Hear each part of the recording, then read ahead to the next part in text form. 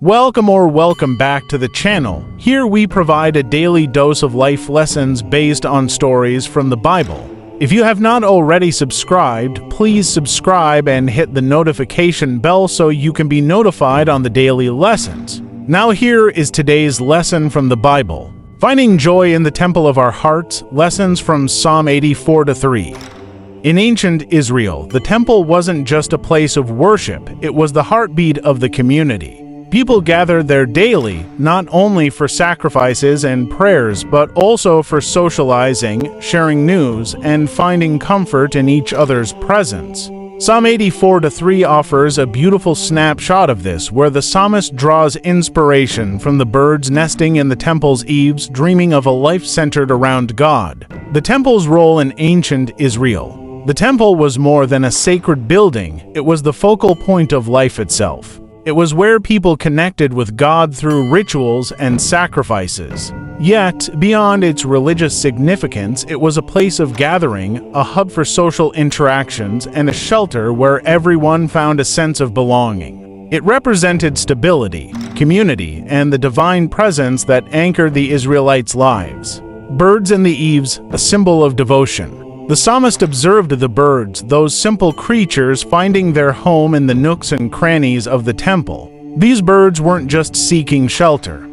They were living right in the midst of worship and divine presence. This imagery resonated deeply with the psalmist, who longed to have a life rooted in worship and connection with God, a shift from temple to heart. While God no longer resides in a physical temple, the essence of this lesson remains timeless. Today, God dwells in our hearts, and our lives can still be centered around Him. This shift from a physical building to a spiritual presence within us signifies that worship isn't confined to a place, it happens within our very being, making God the center of our lives. Incorporating the spirit of Psalm 84-3 into our modern lives means inviting God into every aspect of our daily existence. It means seeing our homes, workplaces, and social spaces as extensions of our worship.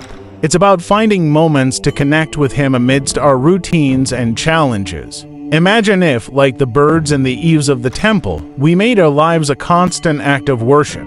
We could find peace and purpose in the simplest of tasks, knowing that God is with us. Our interactions with others would be infused with grace, compassion, and a sense of divine purpose. Living the lesson. So, how can we live this lesson today?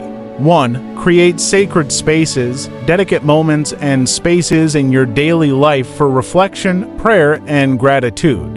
It could be a corner in your home, a quiet walk, or even a few minutes of meditation. 2. Embrace community. Just as the temple was a social hub, engage with your community. Share your faith, support one another, and build relationships that reflect God's love. 3.